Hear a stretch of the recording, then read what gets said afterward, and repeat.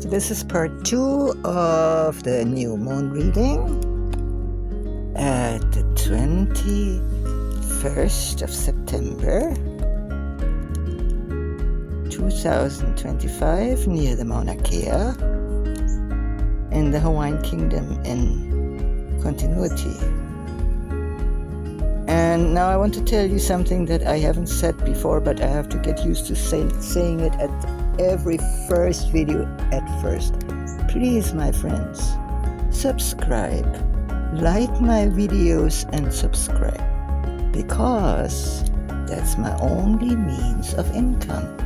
Thank you so much for your generosity, and I hope you are enjoying what you get for it. Okay, so here, last degree of Pisces. There we have it. A prism. This universal idea is best expressed through planets in Pisces 28 to 29 degrees. So there we have right now Saturn, master of karma. Seeing God in everything. There are two directions that concern us deeply. Whether we are looking for God or looking as if through God's eyes. Now that's interesting, right? The white light is divided into a diversity of rainbow colors by a raindrop or a prism, and shows clearly the allegory of the relationship between the one and the many. Isn't that what we've been seeking for? The understanding of our relationship with God? God chose to express itself as diversity. The Creator created a multiplicity, not a duplicity, a multiplicity of facets of itself. We cannot therefore ever expect to end our evolutionary journey, since God itself is not static. The Creator is creative, and so always changing its expression, like a kaleidoscope. Life itself therefore requires differentiation. We do not know God only by surrendering the self. We need also to express the self creatively. Okay, that is it. I'm going to stop right here because I'm going to piece these parts together differently now. So I just read you the Sabian symbol of the last degree of Pisces here, the prism. I find that so interesting. I mean, please, we always think of, a dark and light, these contrasts. But think of the beautiful sunrises and sunsets when everything becomes pink and orange. And why is that? Because the air is dirty. And why do we not see the sky pitch black? Why? The air is dirty. So let the let the contradictions dance. That's a Pisces thing, yeah. So how healing, how wonderful, how smooth is ocean water, unless it comes as a tsunami, right? So now let's look at the shapes. Let's look at this wonderful sacred geometry. I always use a little bit like a meditation on just the shape. We almost have a so-called Star of David here, like here, and then there's one missing. One more is missing, yeah, but almost. Let me reset that. But we have this X here. So here we have this formation that I call the kite, but it's also like bow and arrow, yeah.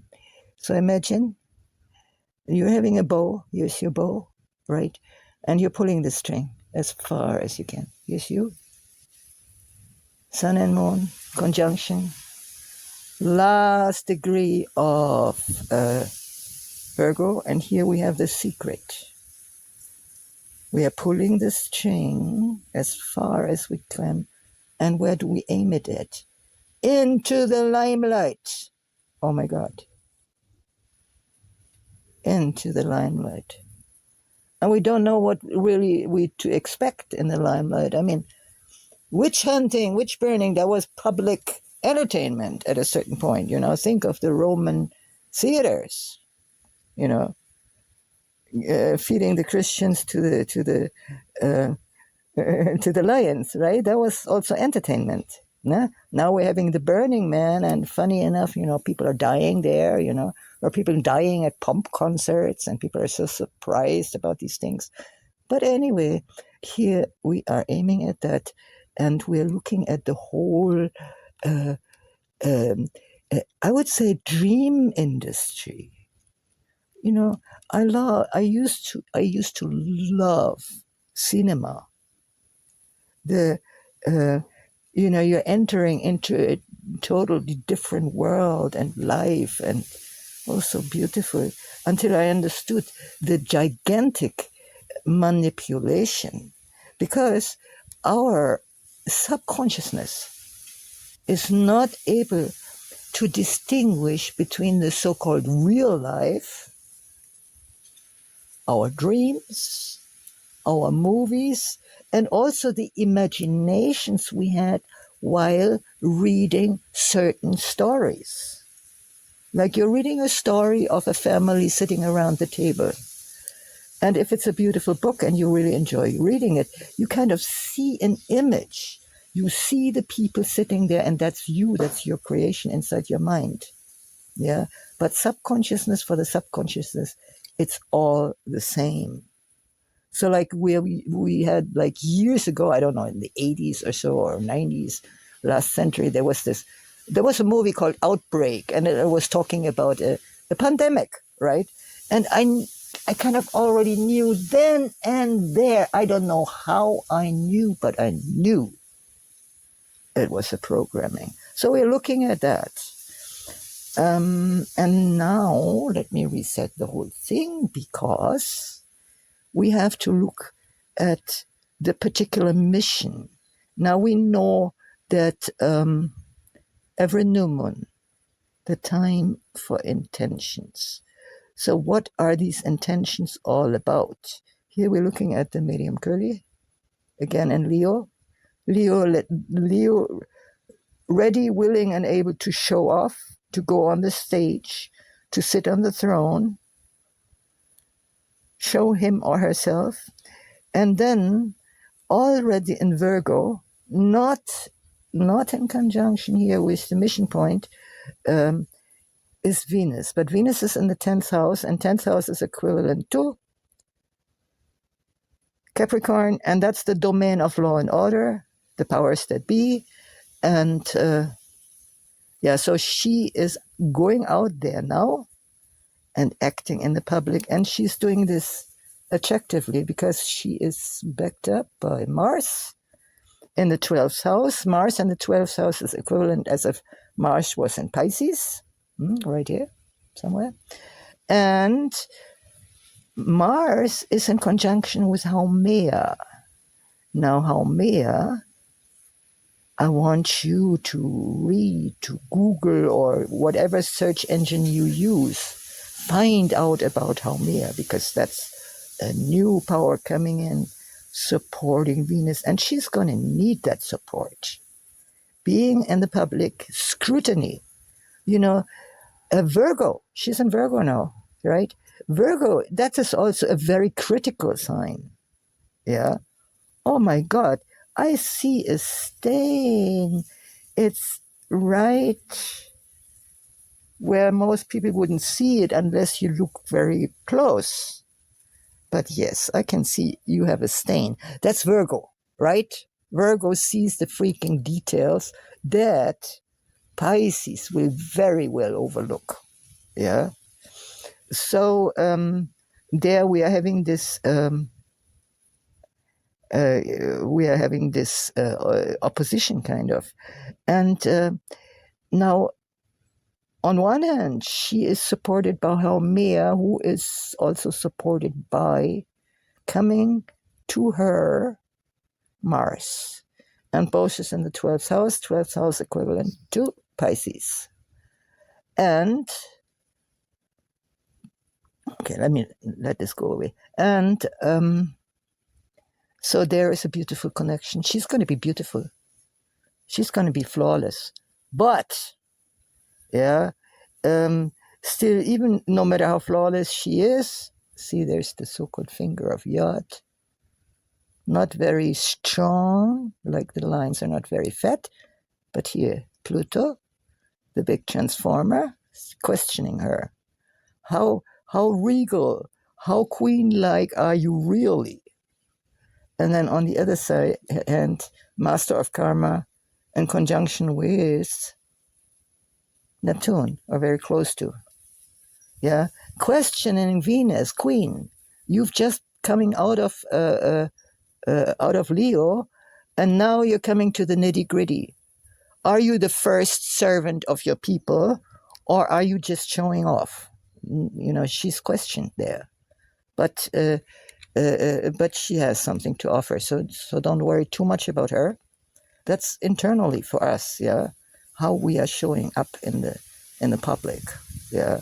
No matter what we do, we're going to be scrutinized, but we have to risk it. So now let me talk about Uranus in conjunction with Sedna. So Sedna is also very interesting. Read her the myth, the legend, as an Inuit sea ocean goddess whose sacrificed corpse is all the seafood she's feeding us with her sacrificed corpse. And because of this sacrifice, she's been sacrificed by her own father, and in a situation of need, of emergency, and as such she has become eternalized as a celestial body entity. And so she is an ocean goddess, and in conjunction with Uranus, who is very airy. Uranus is best at home here in Aquarius, yeah, but also very happy in Gemini, yeah, because it's very much a mental, like intellectual, not crazy, yeah. Mental, intellectual activities is happening there. And Uranus is like the higher octave of Mercury. And so there, Sedna is giving some information from under, not underground. It's like under the ocean, like people are exploring the cosmos and the celestial bodies in which way ever, materially or mystically or through astrology or what have you. But we also have an alien population under the water, big time. And so Sedna is actually giving notice of that, right? And it's in the 7th house. So in the 7th house, there is this female, motherly, kind of self-sacrificing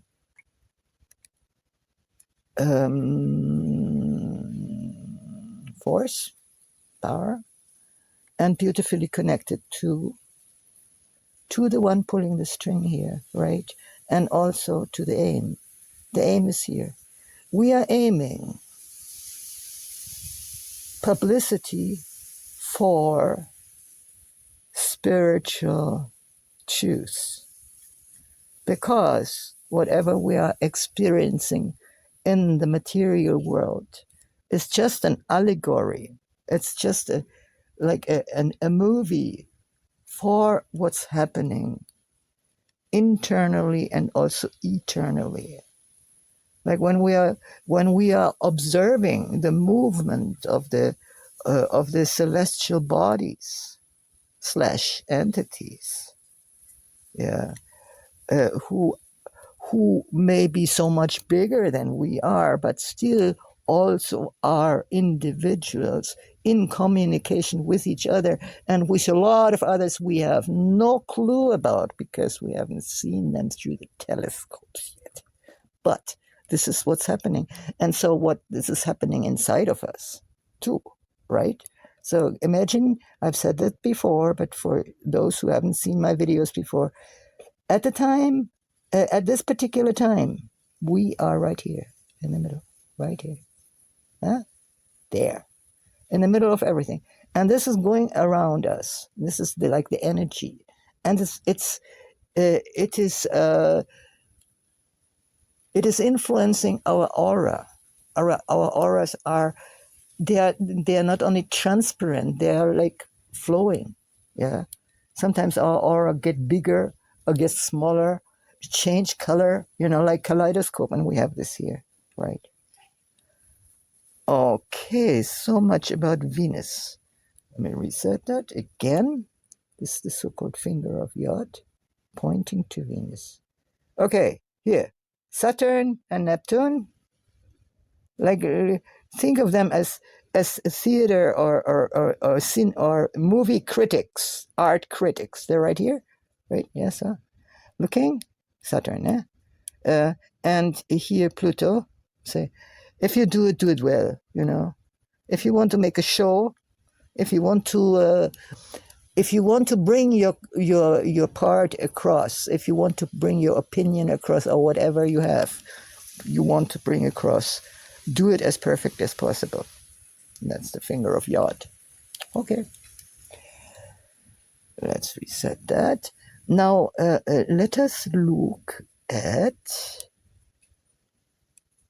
Well, it's said now, yeah, I've talked about, like, it's about also looking at the house of partnership, yeah? It's in our personal partnerships, but it's also the seventh house, Sedna and Uranus here in the seventh house. Sedna informing Uranus that there is a lot more intelligence under the water than anybody had ever expected, especially not those who are killing these higher intelligences for gain, blubber, and so this is the news from there being brought out. She's partnering up. The ocean is now partnering up with the air and say, okay, broadcast it. And then we have Jupiter. Now Jupiter is in Cancer. Cancer, the first water sign where the water is pristine, clear, crystal clear. It's just like mountain spring. And also it's the place of the image of Isis, with Horus on her lap, Maria, Virgin Mary. That is here. And it's also the place of family. And we see that Jupiter is on one hand giving his blessing, Jupiter being the planet of luck, of expansion, of wisdom, and being in the ninth house. Well, the ninth house is equivalent to Sagittarius, that I call the keeper of the sacred flame, as the last fire sign, where the fire is in service of the collective. And so Jupiter is now forming and broadcasting into the world of illusions, into the movie world, his wisdom. Yeah, his wisdom of family. And who is center of family? It's always the mother. The mother is the center of family.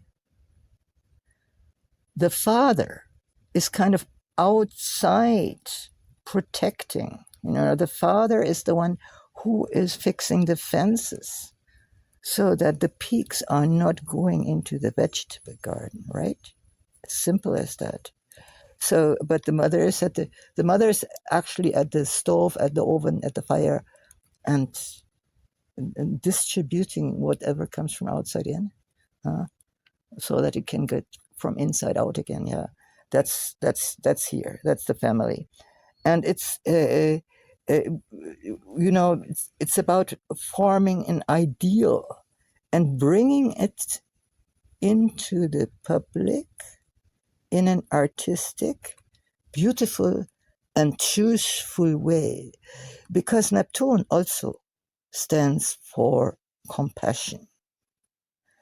Now, there's a big difference between compassion and pity.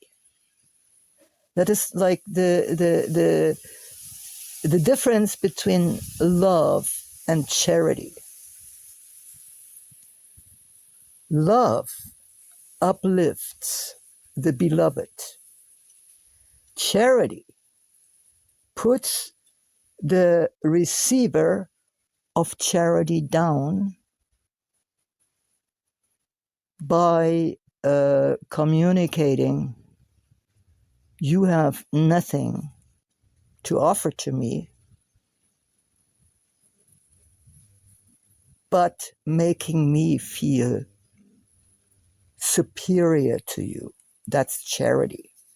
So there's a big reason why in the King James Bible you have the word charity for love.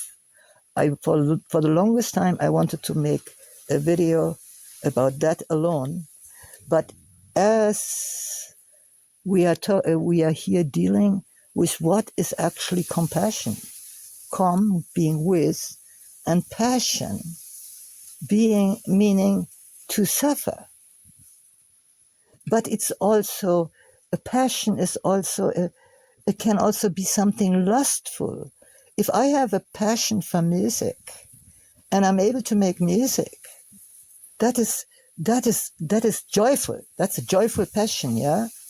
If I have a passion for painting, and I can really almost bask in colors, right?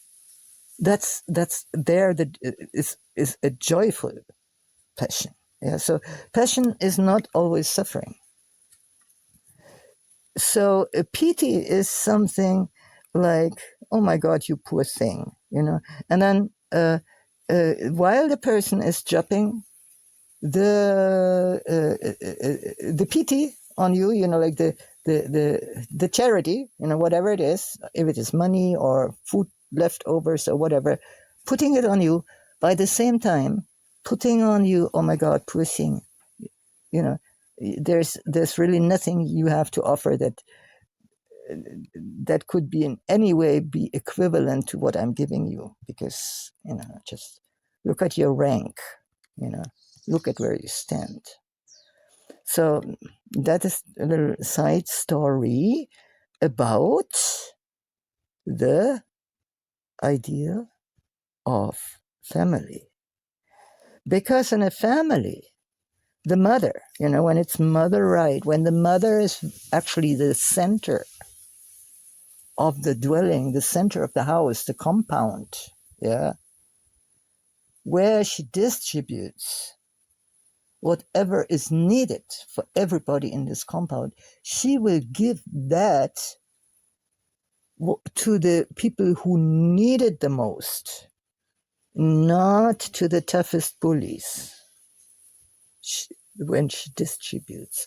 So that is so very much important about this image of the mother and the child. It's right here. Okay, so we are having Chiron in the 6th house. Still saying, yes, healing ourselves and others. Like here we have this wonderful contradiction again. I heal myself, and through that I heal the world.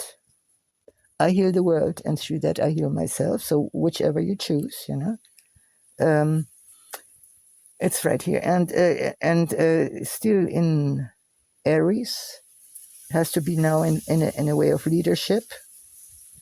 Here, not so strongly connected, but still connected to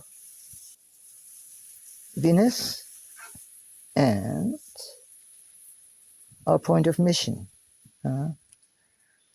So Karen would probably say something of that nature. Okay, whoever is now looking at Venus,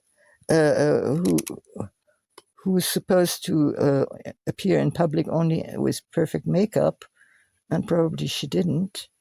Maybe her hair is unkempt or whatever. If you look at her with compassion, where did she come from? Maybe she just came out of a storm. You don't know. Yeah. So Chiron would say something like that and says, well, if you're in service, sometimes maybe your fingernails are dirty. Maybe your whatever you're wearing is stained. Maybe your feet became muddy. You don't know, but you're in service, right? So don't be so critical, right? So this is about the healing that still has to be done, and Jupiter, it's whatever. Let me reset that. There's a square to Jupiter. It's not strong, and even if everything with Jupiter is almost lucky. Even the squares are lucky. Then here we also have a square to Mars, and then we have this opposition between here Mars and the 12th house, and in conjunction with Haumea. Please, the story of Haumea. She is she is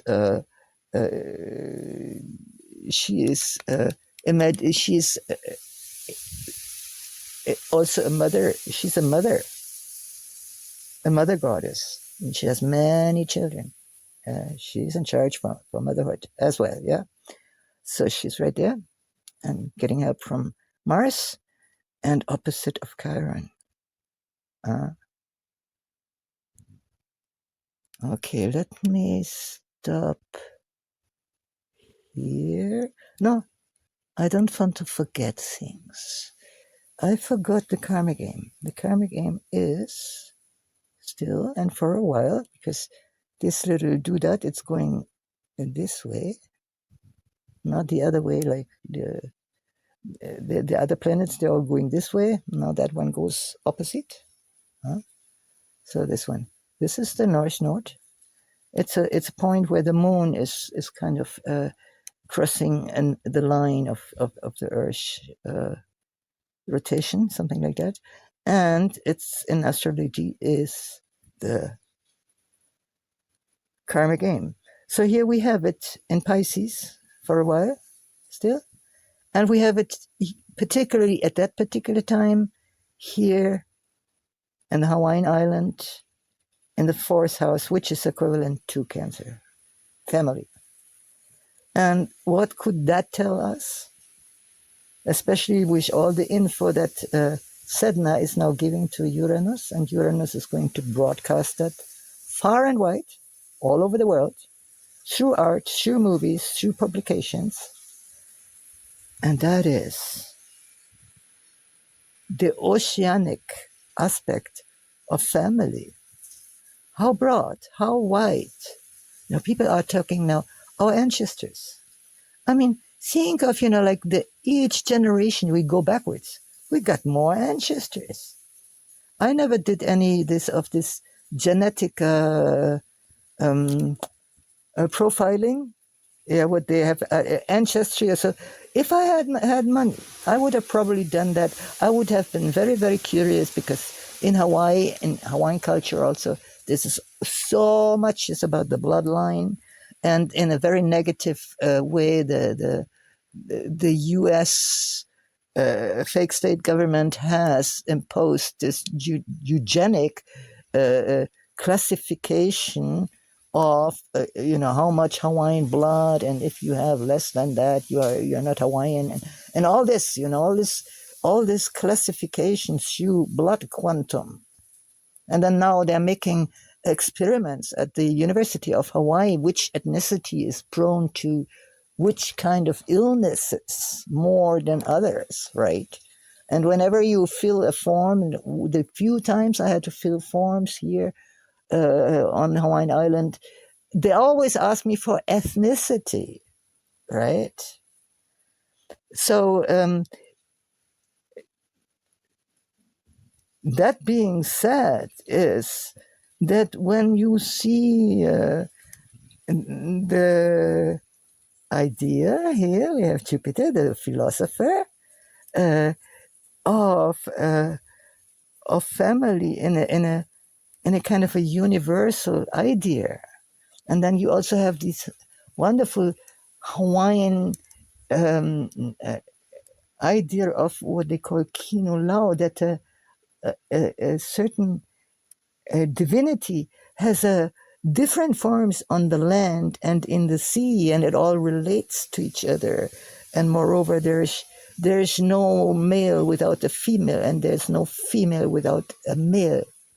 Yeah, and even rocks can fall in love with each other.